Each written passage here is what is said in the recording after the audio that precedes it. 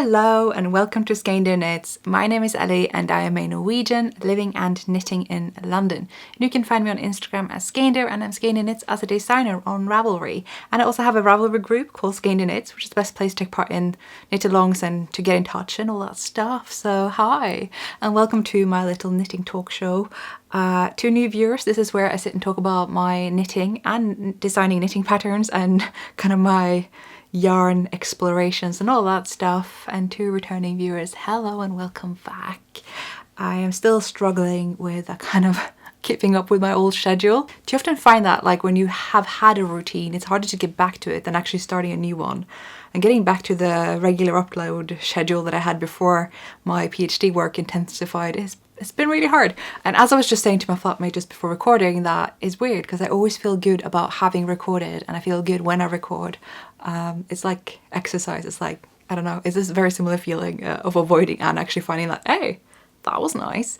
Not that I've ever had that feeling from exercise, but you know. Anyway, knitting, what are we going to talk about today? I guess I can quickly mention anything about knit-alongs. There's one new pattern, there's a sale going on, and I have some acquisitions that, yeah, I'm going to mention before the projects because I'm actually that excited about them, and then projects and something that I have finished.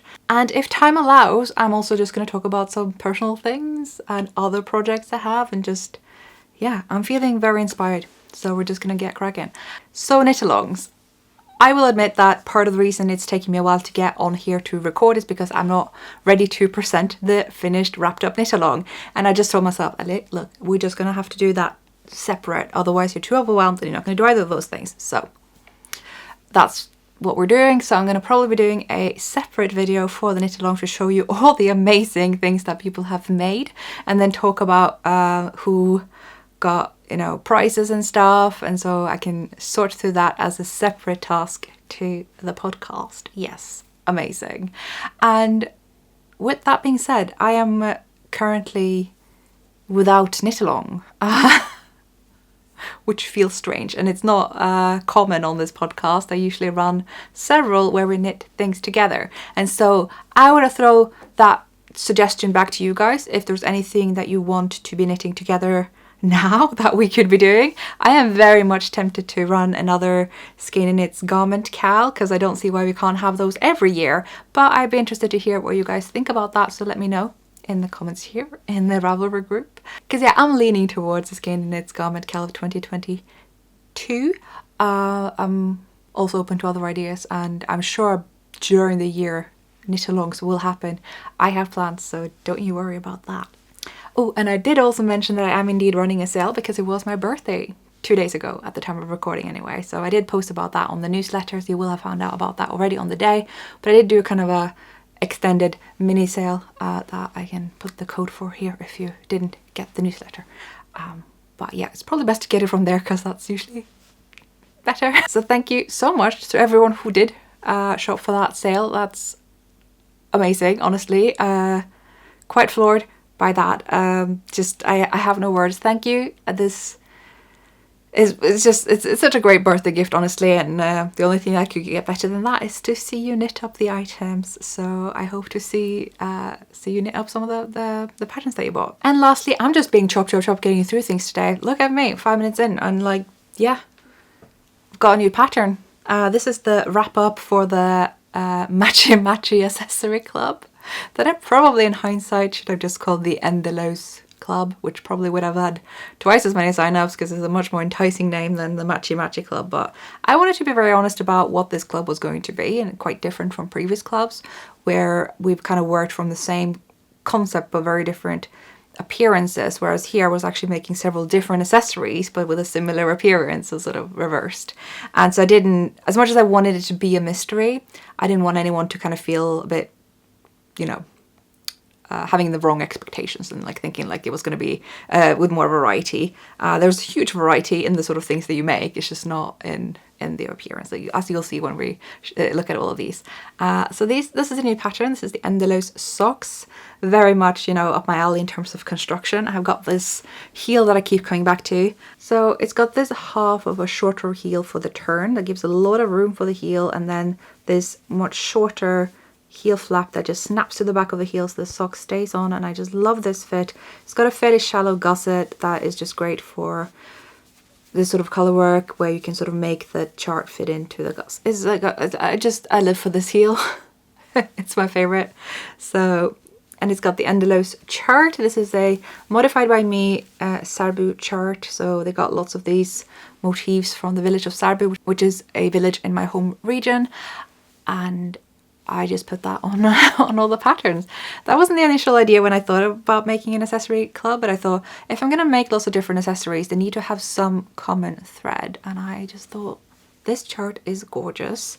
My initial plan was literally just to make the cowl, so that was the first that came out. That was just all that this was ever gonna be initially, and then as I got the idea of doing a club, you know, we got a matching hat. Am I doing this again? Am I gonna be this ridiculous? You guys keep posting screenshots of this on Instagram and tagging me. How dare you? It's hilarious. And I was like, what did I do? Why am I like this? Anyway, so we got the mitts, and these have been well worn this winter. Oh my goodness, these are my go-to now. I used to have the Yggdrasil mitts as my go-to. I just can't find them. So I wear these all the time. Yeah. So we got, I'm not putting the cowl on because that's just too much work right now. That's the look. That's matchy. And I don't think it's overdone because, I don't know, I haven't actually found myself wearing all this at once, but you know, your hands are far away from this setup, and having just these two match, I don't think it's too much. Socks are all down way at your feet, so that's just a nice little detail people notice. So I think it's sort of, you know, it's not too much, but I mean, I could do a matching cardigan. I'm not beyond that. Anyway, there was also this shawl that came as the launch because I just wanted to, I guess I just had to put in some variety. So there we go, hair out. So the commonality there is that the shawl actually has these floral eyelet patterns. So it kind of matches still, even though it's lace. Yeah, you can see that. So that's the club. That's what we had. That's hopefully what you have now. And obviously you can make these in lots of varieties. I mean, cowl you can adjust for length and circumference. You can do lots of different colors. I would love to actually make a slightly longer version of these mitts because sometimes I just keep doing this. But they're also really good for, like, you know, having your fingers mobile. So yeah, that's the club. Thank you so much for taking part. It was honestly just really nice to do this sort of more casual club after all this like very kind of high mitten clubs that I will definitely be returning to, don't you worry. But it was just lovely to do something more relaxed. I had very sort of vague sort of launch dates that I got to surprise you guys instead of like having this like, oh, you know what's going to happen on the 1st. And just, yeah, it was good. I'd love to do more of this stuff as well. There's a limit to how many clubs I can run. So maybe not too often, but yeah, it was really nice. Thank you for taking part. This is the pile from the club. As for people who are not members of the club, I haven't made the patterns available singularly yet. I don't know when I will do that. It's probably going to be a while still because it's really not that long ago since the socks came out. And I think that exclusivity is something I do owe to people who are part of the club. So that's just that for now. When I have news, I'll hopefully remember to tell you. And regardless, by the way, it's not too late to join the club. You just now know all the patterns that are in it, so there aren't any more coming. But it's always available to join for, I think it's still got the reduced price even, so that's good. But yeah, as I said earlier in the episode, I moved my acquisitions to the beginning of this episode because, well, I used some of it for one of the finished items I'm going to talk about, so the order makes sense. But I am also just really excited about this yarn that I found in Norway. So yeah.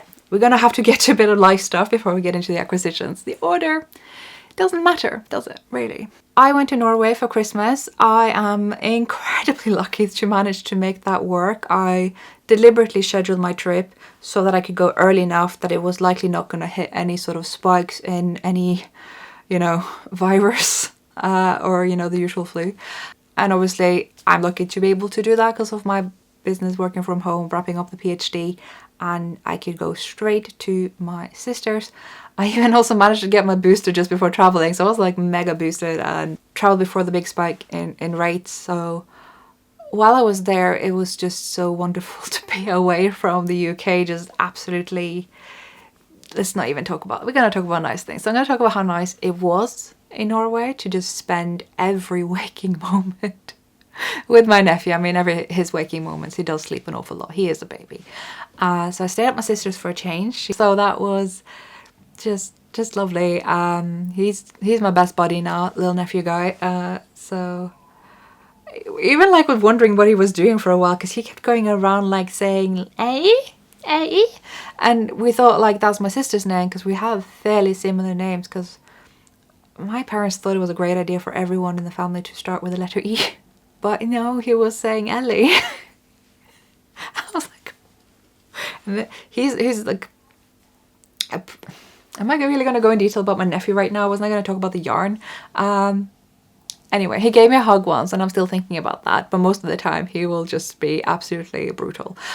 So yes, going to Norway, as much as I'd love to go every place I normally go, the yarn shops, I'm thinking about the yarn shops, I just kind of didn't feel like doing that, given we were going to meet up with my nephew's family for spending Christmas Eve and stuff. I was just like, try not to meet too many people before that. And so going downtown to the Christmas market and just like looking longingly at the yarn shops and just I don't think I'm gonna go in there. I found yarn outside. So there's a Christmas market every year in my hometown. I also made sure that I could go before that wrapped up, because it does wrap up a few days before Christmas for some reason. And there were 2 stands there that were selling yarn. You will have seen this whole market in my Vlogmas, so I probably don't need to describe that too much. One of them were Holumgård that I had bought yarn from in the summer, so you've already seen that yarn. But there's another yarn producer, small farm, that makes yarn out of the grå trøndersow that I didn't know of. So they both do that, and now I got yarn from the other one as well. So it may look like I bought an awful lot, and it wasn't that affordable. I actually bought more, because I did say I knitted up for a finished object that I will be showing you later. I don't actually have it here, I'm sorry, but I got photos. We get there. Oh, it's so nice. This is so nice. Okay, we're gonna start off with this. So these are 100-gram balls. They're quite like dense and heavy. I'm just gonna show you the logo. There we go.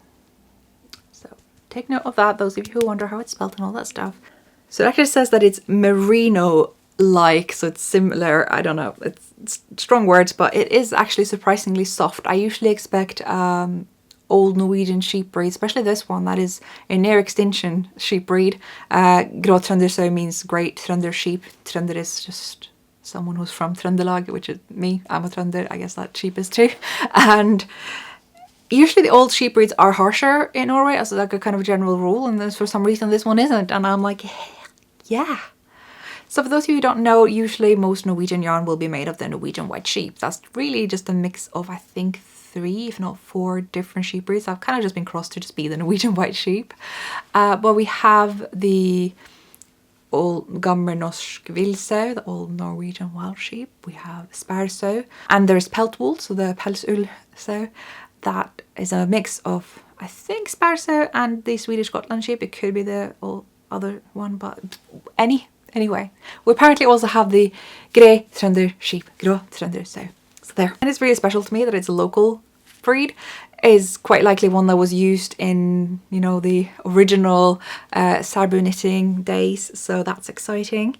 It says it's amazing, good, 100% wool from jumpingly happy grey Trønder sheep lambs at the outer Dueskar gård. Grå Trøndersow is a near extinction, needs to be preserved worthy sheep breed. That's basically how I can translate that. Not very good at translating on the go, but there you go. So yeah, 100 grams, 200 meters. And I was surprised to find that, because this yarn does not look that thick, and 200 meters to me suggests worsted-ish.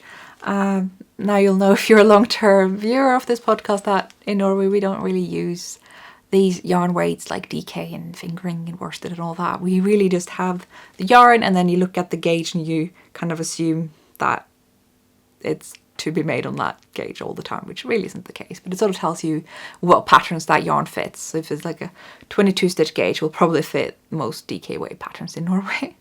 It's kind of a weird system, and it's hard to kind of combine that with the international system, but sort of you kind of compare the meterage, you can work it out. So I can't really get you all to feel this. I can only encourage you to, I mean, imagine. It's just really nice. I mean, but I think it's just lovely. I don't know what I would exactly compare it to. I got a skein of Laxton's here, and this is Blueface Leicester. It's not too dissimilar. I'm gonna still say Blueface Leicester is softer, but it's also loftier. This is obviously more densely wound, so it's kind of harder to compare. But yeah, it's nice.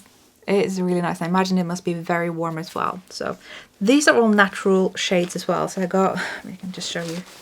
This is what I have currently. So there's a lighter one here as well. And the thing about the Gråtrønderstøv is that it's just one sheep with a lot of different colors on the same coat. So it's not like there is a darker Gråtrønderstøv or a lighter one. These are just selected from potentially, you know, the same individual sheep. Probably not, but you know. So you can find brighter spots and get fleece from that, and darker spots and fleece from that. And so there was a shade between these two that I have knitted up. So that's when we're getting into works in progress. But yeah, I just wanted to give a massive shout out to this yarn. This is just wonderful. But yeah, I have already knitted with this beautiful yarn because I wanted to make another pair of the trousers that I'd made for my nephew when he was a little baby. He's a big baby now because he's too big for those trousers. They are adorable. They are the Lauritz Sale shorts, so kind of shorts with braces and suspenders, if you will.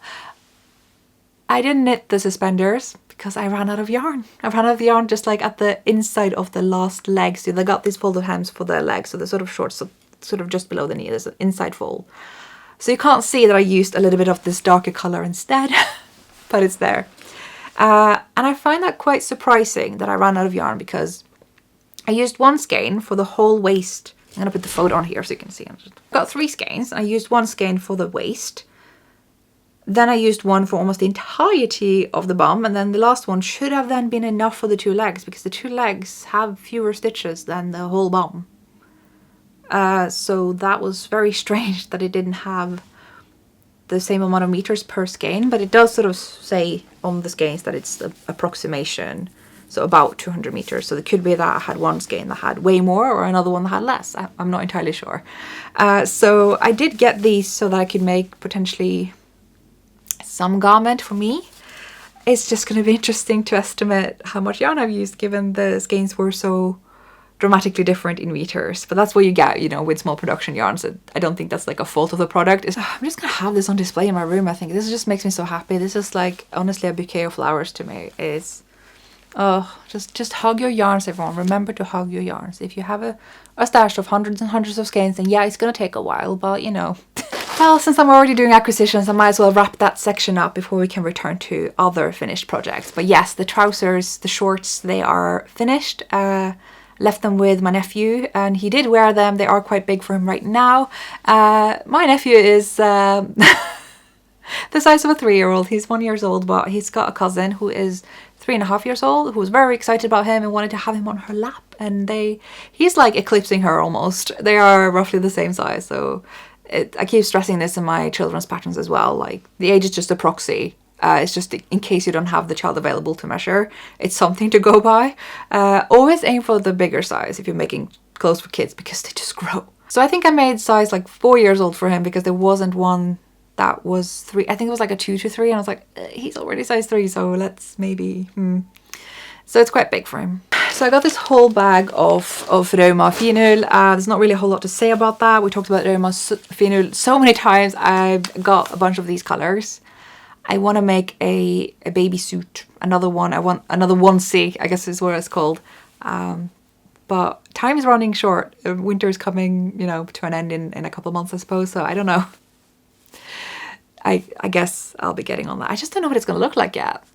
But we've got colors. This is the colors my sister chose. But for those of you who don't know, Finull is just my go-to yarn. It's like a kind of default Norwegian yarn, 175 meters per 50 grams, sort of sport weight, leaning on fingering. Just a good all-around yarn apart from socks, I'd say. And I love doing it in garments. It's perfect color work. Just love this yarn. There's one last yarn we're going to talk about because Rauma has come up with a new yarn. So this is called Vandra. I got 2 of each color, so I wonder what that could be. I don't know. But there we are. These are the skeins. This is Vandra. Where do we begin? I was excited about this, and then I went to the shop and then I felt it and I was like, I don't like it. I just thought it was going to be a thicker Finull, but it's a lot harsher, and I thought, you know, and didn't buy it. And then I thought about it and I read about it, and it's a reason why it's harsher. It's actually not written on the skein. Okay, so I'm gonna have to go by memory, so I could be wrong, but I believe it is a blend of the Norwegian white sheep, so the go-to, the one that Rauma Finull is made of, and Sparso, that old breed, the harsher one, the one that's got really strong fiber, just isn't very soft. They mixed it to make a strong, thick yarn. So this has got 120 meters per 50 grams. I'm gonna say it's a pretty DK yarn, just DK. Bit on the finer side, no, let's just call it DK. So it's a strong and sturdy 100% wool DK. So while I was thinking, I don't see myself using this, but if it's strong, I should be able to make something more hard wearing out of it, like, I don't know, socks. I'm usually very skeptical to make socks out of 100% wool. However, I used to have some Spalso yarn from Rauma that I was going to make socks with, but it was in my stash for so long and I was like, okay, it's not happening, is it? So I did de-stash it. But that yarn was really strong, like you could not break that with your hands. Kind of like you can't really do that with yarn with nylon. I mean, I say you can't. I can, because I'm just not getting up and getting a scissor, and I have marks on my fingers for that. If this is that strong, I haven't actually tried to break the yarn with my hands yet. Should we do that now? Try it. Okay, that wasn't as strong as I'd hoped. They maybe just stay at home slippers. So anyway, I went for the new yarn. I want to try it. That's a wrap. That's my acquisitions. Very unusually short given its post having been in Norway. But like I said, try to stay away from yarn shops as much as possible, obviously with some exceptions. Though I actually think I sent my mom in for these. My mom is knitting one of my patterns. She's been kind of getting back into knitting for a while and knitted up a lot of my old stash that I just wasn't going to knit with, and I did say I was going to de-stash it, and it just been lingering in Norway. It's from a company I do not support, so I was like, just... And then she was like, you can't get rid of this could be a jumper. And I was like, well, you make the jumper. And then she did, and then now she's looking for other patterns. I'm like, well, Mom, your daughter is a knitting pattern designer and you haven't knitted a single one of them, have you? And she's right that they are in English, and that's a bit of a challenge for her, but she's taking it on because I told her, you do know English and the terms are explained in the patterns, and if that still doesn't make sense to you, you just take the term, add the word knitting and put it into YouTube. Someone's gonna have made a video on it.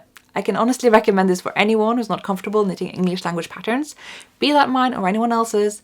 You probably know enough English to follow the pattern, you just don't know the knitting terms, but the terms are explained, and there are videos for literally every knitting technique in English. You got this, like it's, and the world will just open up to you and the patterns are available, and I just don't want you to like hold back because a pattern is in English, because it is good. But I guess I'm preaching to the choir here because you're all listening to an English language podcast that's going very fast as is. Do you know there's a slow down feature on YouTube, so I don't have to slow down, you can just do that. And I'm gonna be talking like this. But yeah, my mom has also been making her projects out of this company that I do not support, and we're not gonna name the name, but they are notorious for plagiarizing independent designers. So I told my mom, like, well, your daughter is an independent designer, you're knitting from that company, why would you do that? And then, so she's now taking on Skeindeer, the boat neck pullover.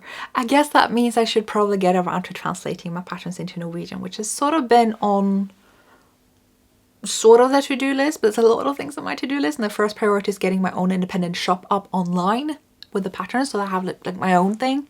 That's like on top there, but there's a few things that need to be done before I can do that. Like, and yeah, usually I've sort of resisted this shall we say push to translate my patterns, because there was a while where sort of the way that Ravelry were laid up, that people didn't immediately see if a pattern wasn't English only. It would only come up if it was in another language, either only or additionally to English. If it was English only, you'd have to look a bit more carefully. And so I get a lot of Norwegians buy my pattern like, where's the Norwegian version? I'm like, I don't have one because I don't make them in Norwegian. Did I say English? I mean Norwegian. I don't have them in Norwegian. Don't do them. I think English is the better knitting language because we just have more terms and we have established abbreviations for them. But I still do get a lot of messages, even though now people do know that they have bought an English language pattern. They're still just like wanting me to translate. And I'm just sort of like resisting it because like you can do it and you will just open your world to this just plethora of patterns that are just so much better than what you can get from companies in Norway. Did I just say that? Is that rude? You know, the commercial ones, not the indie ones. The indie ones are amazing. I just kind of not seen that as a good use of my time because it takes so much time to translate. It doesn't help to know the language. And I also have an English tech editor, so nobody's really there to check the language when I have fixed and translated. And so for someone who actually can follow it, just prefers not to, I couldn't spend the time on that, like doing the PhD. But now I'm like, I guess I can without help. Like, I don't know, because I genuinely believe that it's better to do in English, even though I appreciate I am more well versed in English than the average Norwegian. I just think the average Norwegian's English is more than good enough. And especially the people who don't think it is. They usually are amazing. I'm thinking about it. I'm considering it. I just have a lot of conflicting feelings about it, but I don't think it's a bad idea because apparently Norwegians have discovered me, even though I never really marketed myself to Norway. They seem to like what I do anyway, so it just that's the insider scoop from Skeindeer Knits headquarters here. Back to my knitting.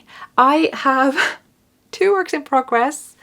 I actually did finish more things when I was home in Norway, but they are gonna be patterns. So one is a children's sweater version of the Christmas jumper. So that's going to come well before Christmas. You'll have time to make it, but it's not going to be launched in February or January. Like, come on, it's a Christmas jumper. Like, I'm not doing that. And I also made 3 pairs of socks. Yeah, me, socks. The one who doesn't finish socks, who just released the probably cursed socks because she just never finished the socks, did 3 pairs of socks. What gives? Well, they were DK weight. So there is actually a lot of nylon wool blends in DK weight in Norway, and I got my mitts on some. My sister liked the colours and said, I want my son to have socks in such and such. And it's like, okay, so I guess I'm knitting socks for my nephew. Twist my arm. And once I'd done that, my sister wanted matching socks, so I made her some socks. And I guess what's happening now is a sock pattern that is going to have literally every size from baby to adult man. That will hopefully come out soon. I also have 2 garments coming out very soon that are pretty much ready. A red cardigan and a red pullover. Not that you have to make them in red. I don't know why I said that. So yeah, we're expecting 2 garment patterns and 2 sock patterns. No, 1 sock pattern. I totally forgot to mention that I also did finish my porty hat by Isolde Teague that I knitted in Gilead yarn by the Rauma Vandre, which I gave to my nephew's sister, who really liked it. It was right her style, so that was perfect. I also finished the Scandinavian Christmas mittens. That was an Advent Mystery Knit Along by Wenche Roald years ago, maybe 2020, possibly sooner or later, I don't remember. But I finally finished them and gave them to my mum, so that was really good. I have, like I said, 2 works in progress. One is this close to be a finished object, and it's taken me a long while as well. This is the Markley pullover by Elizabeth Dorothy. This is just so lovely. First I'm going to rave about Elizabeth Dorothy, and I'm going to rave about the yarn dyer. Elizabeth Dorothy, just her eye to detail. I keep saying her eye to detail is just the details. Just every little technique is thought about. Every way that everything is going to align is just thought about. How you pick up stitches, everything is thought about. As it should be, but it's just so delightful. And yeah, so it's like, yeah, it's a boxy drop shoulder pullover, but like just all these little considerations of fit here and there. It's yes. And the yarn. This is Burgundy Bean is the name of the colorway by Lola Bean Yarn Co., whose yarn is a bit hard for me to get hold on as someone who is in Europe and is trying to, you know, not pay import tax because they are astronomical. But I managed to get my mitts on this yarn, and I got a sweater quantity, and it's this color. Granted, it's looking quite yellow right now because we're having very dim light in London today. It's just London being London, I'm afraid. But it's pretty good podcast light, but it's not. It's just It's a lot of yellow, but hopefully this is gonna show. You can see how close it is to being done. Like, I got both sleeves done. I got them done when I was in Norway, I believe. First sleeve took forever, second sleeve super quick. It's a mystery to me too. I have done the neckline. I am literally at the rib. The dyeing of this yarn is very, very consistent. I probably did not need to alternate skein, but I do that when I knit with hand-dyed yarns. So I've held 2 yarns done like every other row and every other round throughout this with the helical knitting method, if you must know. It's a very good method for avoiding any sort of big snags. I think the yarn is very, very consistent, so I probably didn't need to do helical, but you don't want to find out that you needed to after. So it's looking like very high contrast on here, which is why any difference is really showing up, but it's really quite even.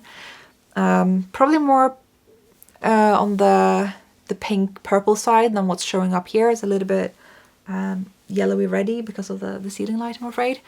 But it's just, I just can't fit everything in, can I?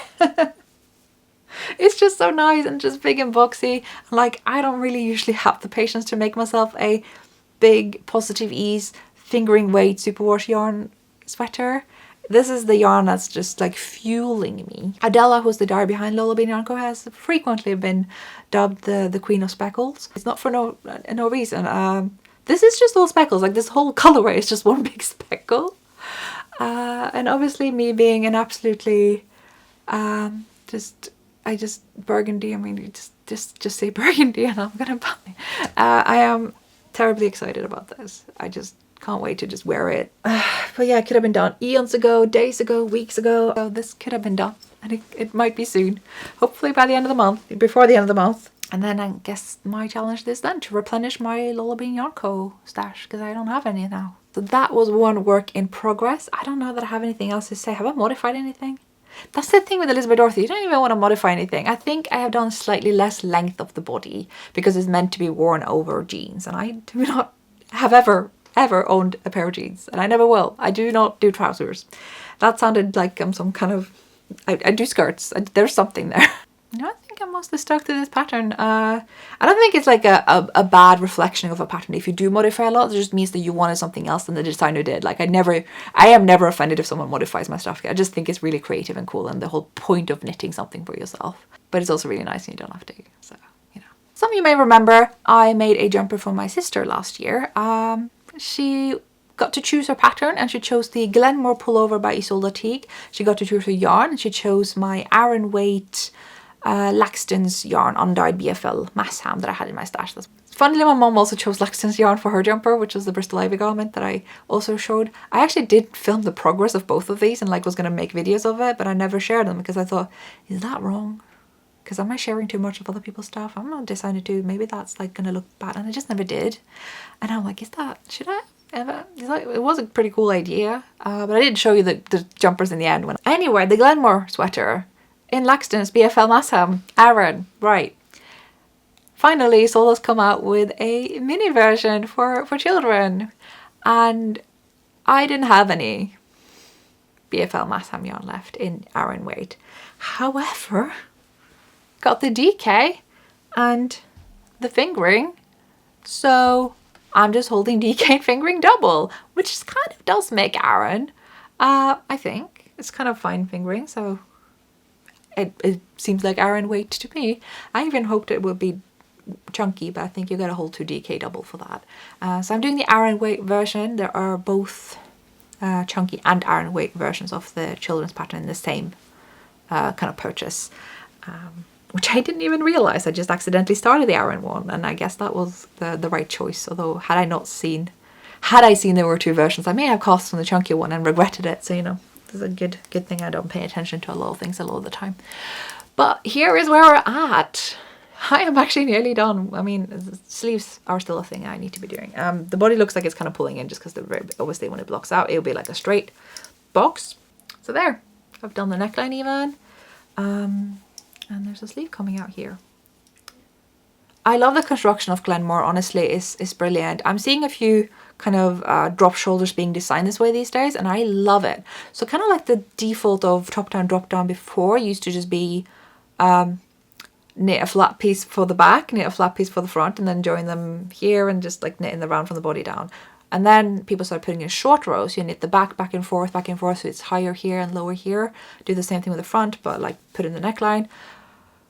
And now more people are using the contiguous method to do this. So like the first half of the contiguous method, where you're only shaping for the shoulders down to where the sleeves start.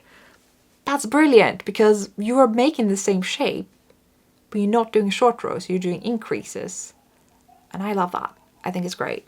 And then you don't do the picking up for the stitches and increasing for the arm side the way you would do for a satin sleeve shape. No, you are simply just knitting the front flat and the back flat and then joining them together onto here again. So I've just picked up for the sleeves. I'm knitting the sleeves. That's all I got to say about that right now. I should probably think about how I found the sleeves of the adult Glenmore quite short, because I guess it was like the drop was accounted for and then like the sleeves need to be shorter. But I really do think my sister would want them longer, so I may have to think about that for these as well. But I've got no idea how long my nephew's arms are, so we'll see. But I got some more yarn than the pattern calls for, and this is all leftovers. This was leftover from when a million years ago, I think I made the Birkin pullover by Boylan Knitworks like eons ago. I gave mine away because it fit my friend better than me. Part of me was kind of thinking like, maybe I should just do it again for myself, like in a way that fits and I have the yarn. But now, nope, it's becoming double yarn held with this. Ignore the grammar here, but yeah, I'm holding a double with a DK to make this. That means I will still have a lot left of the fingering. That isn't going to be enough for a garment anymore. That is regrettable, but I guess I can get hold of this yarn once festivals may happen in the future, because that's kind of only when I can get that yarn. It's also quick knit, which helps, because I don't really have time to be knitting stuff for fun for my nephew. I should be knitting Skeindeer things and finishing my whips and stuff like that, like the Markley here. But no, I just felt the call to cast on, and honestly, it's been a while since I've had that feeling, so I thought we're just gonna give into that, because that's a nice feeling. Just be winding yarn and feeling a little cheeky when you do, because you shouldn't be, we also want to. And it's like, what's the difference between having yarn in a shelf and yarn in a bag that has some needles on it and you work some stitches? It's really just taking up the same amount of space. This is how I rationalize this to myself. And that about wraps up all I have for knitting in this episode. So what's left to talk about now is just the personal stuff. So if you're not here for that, if you're literally just coming here for the knitting and you really don't care what I'm up to, that's it. That's the knitting. We've done that. So I've got, mostly just personal ramblings going on. Let me just start off with the most dramatic that I'm sure most people who follow me on Instagram are already tired of hearing about, and that is that I broke my favorite mug. This was a knitting mug. It was one of those like David's Tea Nordic, had like a knitting stitch pattern on it, and it was purple. It's like plum purple. So like favorite color, favorite beverage, favorite craft. It had all the things and all these good memories attached to it, and I just dropped it on the floor and it shattered to 1,000 pieces, just no rescuing it. And the reason I'm mentioning it is in the off chance that anyone happens to have one they really don't want to keep. I just genuinely miss that mug so bad. And no other mug can replace it except one that looks just like it. So I get very attached to things, and I'm not even apologizing for that, because I just like my mugs. But yeah, it was my birthday on a few days ago and I'm now 32. I don't really have any different feelings around that than I had when I was 31 or 30 or 29 for that matter. I guess I mostly just wanted to talk about my actual birthday because it was just really nice. I've now lived in London for 10 years, just over like 10 and a half years. It's my 10th birthday in London, and they've kind of been a mixed bag since I moved here. It's been like a thing that's been a bit stressful maybe in the past couple of years, that I felt like I had to celebrate it myself and make sure myself that there were people who were going to want to do anything or like come and, like it was just, I think a lot of people feel the stress and pressure about a lot of big days like birthdays, Christmas, New Year's, a lot of those things. I certainly do. It's like it has to be special and it has to be with these people and it has to be, and like first of all it doesn't, but I get that feeling, and I've had that feeling a lot the past few years. Like when I turned 30, I dealt with it by just going off to New York and seeing some friends there. Just like, I don't want to deal with difficult feelings around London. The following year was lockdown, so that was great. Me and my flatmate just watched The Dark Crystal. This year I could actually have a couple of friends over, and I hadn't planned anything. Otherwise, there's obviously a ton of friends that also would have invited, that you know who you are. but we just went out to eat 2 days prior, and like one of them had just like spontaneously booked my favorite restaurant, and I don't think anyone's ever booked my favorite restaurant, like ever. And I'm just like realizing just how lucky I am to have this wonderful group of friends, and just like off the cuff, just like, hey, just you guys just want to come over at my place on my birthday, just on during the day, just like hang out, just do whatever craft you guys like, if you do any crafts. Like one of them's taking up lace knitting, so that's really nice. One of them just drawing, and then we did a board game. It was just so lovely. They wrote me a lovely card. One of them baked a cake, another one brought flowers, and they like all written a card together, and there was like these unicorn cupcakes, and we're still having the fridge. Like, I met this wonderful group of people just at the cusp of last summer. I don't remember if it was August or September. It was sort of like obviously different points for different individuals. And we've just like gravitated to each other so quickly and become such a good, close-knit group of friends. And I'm hoping I'm not jinxing it by just like saying that on here, but it just really struck me just how incredibly fortunate I am to have met them and just like have a group of friends where we really truly enjoy each other's company. You know, not in spite of being, you know, we're all a bit odd, but actually because we are all a bit odd. And I'm just feeling that right now, honestly. Just very, very, very happy to have met them. That really made my day. So yeah, it was a very special birthday. I will remember that, and I think it's also reminded me of, you know, how I want to go into the next year, and how I just kind of want to carry on from now on, which I guess I'm just like everyone who's like older than 30 something are just like rolling their eyes, and I'm like, oh, your 30s have you, that's cute.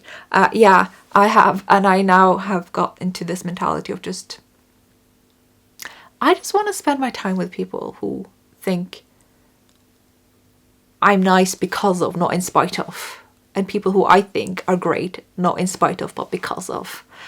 It's just kind of been my I think that's what lockdown has done for me, and maybe to a lot of people, to kind of really check, you know, who you spent your time with and what it gave you. And I realize this makes no sense to anyone who's watching this, because like it wouldn't be people you know at all. So I don't know where I'm going with this, but I guess I just feel like I've had so much time here in London, and a lot of it has been spent on people kind of trying me on like a shoe that doesn't quite fit, and realize after a while it doesn't fit and just discarding me. It's sort of what it feels like. And me just kind of like trying every time over to just fit in and to be what they want me to be. And that's no way to live. And I think that everyone knows that. Like, I'm not saying anything new to anyone who's currently maybe doing that. We know this. We know that's no way to live. But I think truly believing that there are people who like you, not in spite of, but because of who you are, they exist. And you deserve them. And that's the most cheesy thing I'll say on this podcast. So I've said cheesy things before. I do love cheese though. That's kind of how I intend to spend my 30s. I am really over-compromising myself for the podcast, for just everyday life, relationships, just how I plan to carry on forward. And it's easy said than done, which most things are, aren't they? Because there's, you know, habits. You still do the things, but I'm more aware of it, and it's nice. I'm kind of realizing like I'm talking in like a certain way now, because I've been watching a lot of videos lately of bullet journaling, which is the sort of vibe, right? It's a type of person sometimes. It's very, you know, just very mindful, and just you know, it's like a whole, it's not really me. Oh, I just can't take myself too seriously. That's not a problem. That thing I'm happy about. That's a good quality. I've had some challenges. It's not surprising to anyone, perhaps, that it's been hard to do a PhD and a knitting business, podcast, all that stuff at the same time, being in a foreign country. And then Rona hits. It's made it hard for me to kind of get stuff done, which I'm sure, again, probably relatable to a lot of people. It's in a way been sort of nice to have more company in that space lately, because with lockdown, terrible as it's been, has made a lot of people experience what I've been experiencing for years. This like Groundhog Day every day at home, knowing you need to get stuff done, but it's in the same space that you eat and sleep. It's hard, and it's hard to stay focused, to stay on track, to stay organized. And my executive functioning has just floored. Just one straight line, very, very far down on the axis. Do you know what I mean?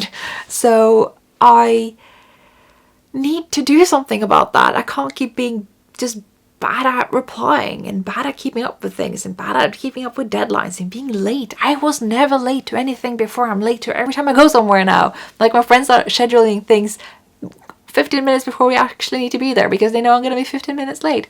15, not 50. Okay. And that's not me. I mean, it kind of is. I just had like a lot of really good compensatory strategies before.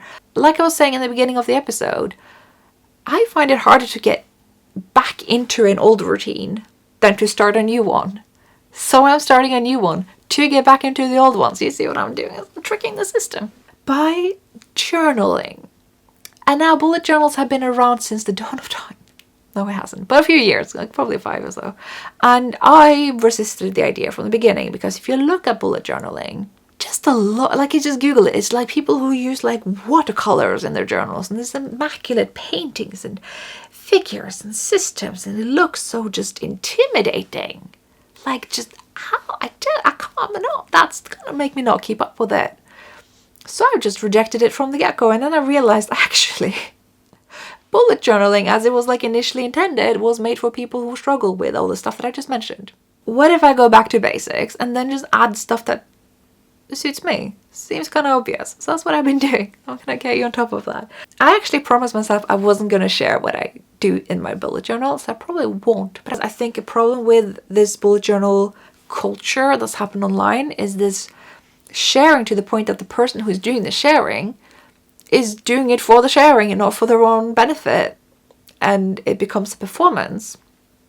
And that becomes something you probably avoid, and that's exactly what you don't need to be doing with this book, because it's supposed to help you write. So this is my current method. I have this book. It's got wonderful, beautiful sloths on it. It says notes, and that's what this book is. I'm just writing notes. This has been around for, well, in the middle of this book it says to do January 2020, so I'm going to imagine I've had this for some time in 2019. It's been my go-to. It's a lot of pages that's been pulled out and just writing in it, and it's been great to just empty my head into something. It does that, and I'm going to keep doing that and start another one that's just emptying my head into something. But I can't go back in this. There's nothing here to go back onto and look at and make sense of. Though this is because I was going to make a series of knitting videos, and I've written all my ideas here. Well, that's good to know. 5 rookie knitting mistakes. 5 rookie colorwork mistakes. I should make this video. I'm going to make this video. I did actually record some of these videos and never published them because I didn't like them, so I'm going to do them again. So clearly there's something to go back on here. Most of it is just a mess. I'm just flicking through this book right now. There's nothing to go look back at and make sense of. I've written it for the moment. There's no logic. There's no, it's just to empty my head. Which granted is a part of bullet journaling, but this part alone, there's nothing to make sense of. So I spent more time than what is reasonable to research what sort of journal I want to get. Because you know when you order journals online, because you can't go into shops anymore, well I can, I just don't want to, is that you don't really know what the book looks like. You can't feel the paper. You don't get a sense of the sort of brightness of the sheets, how many pages, because there's so many things you have to read that you can't just see from seeing the photo. So I had to do this massive comparison of the dimensions of the book, the visibility of the dots, whether the pages are more yellow or white, or how many pages and how thick they are, and just like, is the ink gonna run through, like all these things. And I'm just like spreadsheeting this. Thank goodness some people had done it before me, so it was pretty easy for me. And I narrowed it down to like 3 books. One that's kind of a go-to for many, which is called Scribbles That Matter. So it's going to get either the 120 grams per square paper or 160 grams per square paper. However, among the 160 grams per square paper, which are the ones that your ink is not going to run through, which is good, there were another 2 good options that were actually more affordable. One of them was by, Kiheng. I may be mispronouncing this. I may put that here if I did.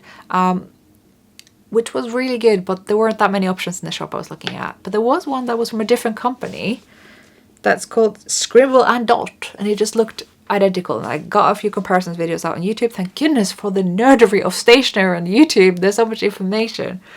So I ended up getting one from Scribble and Dot. So That also has the very thick 160 GSM paper, which means I can use some really awesome pens on that. So that's one thing. Do you need to get the most fancy pants journal? No. I just wanted to get a journal that had my criteria, which is a book that's gonna lay flat when I open it, that's gonna not have like lines or dot grids or other grids that is too overpowering. Like I want to just see what I've written, not everything else, but I need some dots there to just have some, because I can't draw in a straight line for the life of me. Number of pages I wasn't that fussy about, because I figured if I fill it out, I get a new book. This one is 160 pages, at least originally. I haven't filled it out in 3 years. This one's 160 pages. I'm sure I'll be fine. So that's kind of been my criteria. It's not like you have to get the whatever books people are getting these days. Get any notebook that you have on shelf. That works fine. Just know what you are looking for, I guess. So what defines bullet journals is that you have a key system for writing bullets. I'm actually starting to develop mine. I haven't decided yet. I may use some of these, like circle for tasks, squares for events, triangles for appointments. I'm not sure what the difference is, if I'm going to maintain that difference. So you kind of just write your list and you know those bullets by heart, because you do it so much, you're like just going to know them, right? Just a bullet list that makes sense. I will see how I get on with that. But people keep doing all these elaborate things and make all these big plans, and that's sort of the idea of it as well. Is you have the future log, which is like an illustration of the year. Then you have one for the month, and you have one for the week, and then you do one every day. So you can kind of go up to high level, kind of like zooming in and out on Google Calendar. But I know with myself that when things are digital, it's like out of sight, out of mind. This book, however, is going to be in my face the whole year, so I won't be able to forget it. I also type like I've never had a phone before on my phone. I'm so much more comfortable on computers. I don't know how people browse the internet on phones. It's so annoying. I know I gotta get my laptop out for that. So analog is even better for me in that regard. So I should be showing you this. Yeah. So I've like kind of written out the year. This is my year. It's like the other half. That's what I've done. This is the prettiest I can do, because my handwriting is like, if my handwriting was a font, it would be called something like Daddy Longlegs. Like someone's just like lined up a bunch of spiders and just like whacked them down on the page. It's just not good. Like I just can't write nice like a lot of people who bullet journaling can. And I'm like, well, if I can't, I'm just gonna do something else. So I'm writing these like silly headlines like this. I wasn't sure about writing a wish list. It seems a bit silly. But I thought I can just write down things here when I want them instead of just buying them. Right? Because then I may not. That's good. Okay, I'm going to show you this as well. I said I was going to show much, but this is just to get an idea of how simple I'm trying to do it. So I'm not going to show you the whole thing, but this is my Skeindeer plan. You see that? So I got symbols for Instagram and newsletter. And there's also one for podcast that's green. And I'm just going to dot that down here whenever I put something up. As you can see, I've really only done a couple of Instagram posts this year and one newsletter. So oops. It's not a lot. It feels like I've done a lot, and then I look at it like this and I'm like, that's not a lot. Oh dear. So it's good to like have a visual representation of it. I'm just finishing these big annual pages, so they're going to be like lists of books I've read or want to read, lists of podcasts I've listened to and want to listen to, films and shows I watched. Once I got that out of the way, I'm going to start doing this monthly thing where I'm just going to draw in a calendar, put in the things that I'm going to do that month. Then have at least a page per day when I'm literally just doing what I use this journal for, and empty my head onto that, but using the bullet system so that it is something I can make sense of and come back to and see, did I do the thing or did I not do the thing? And get a sense of how I'm using my time so that I don't forget to do things, so that it's something I can go back to if I didn't get around to do it anyway, and it doesn't become this like big cursed thing that's just hanging over me all the time. Also, I'm going to think of tracking just simple things. Again, I don't want to overdo it. So like sleep. I usually sleep like a baby, but lately I've been staying up too late, and then I still wake up early, and then I wonder why I feel so strange. So I think that's another thing I want to be doing. Just getting back on track. When every day is Groundhog Day, I think getting it sort of visualized in this little notebook will probably hopefully help me a little bit just have a routine again and maybe getting out on a walk every day. Like that would be massive for me right now. I'm in this just weird space of I feel fine and I feel good, but I haven't been able to get back on the doing things. And that's the point. In a way that's gentle and pretty, and a system that works for me, that doesn't make me feel like I have to do well or feel intimidated or anything. It's just like my book for me. Not some book I bought that has a thing that is telling me to do. You know, I don't respond well to being told what to do. So I think that's going to be good. And that's really all I have for this episode. It actually ended up being quite a lot longer. So stay tuned for a video on the year-long knit-along. Let me know what you think about future knit-alongs. Obviously, make sure to sign up to the newsletter so you don't miss out on any future sales, but the current one is currently going in a sort of smaller fashion. That's that. Thank you so much for watching, and I will see you guys next time. Bye!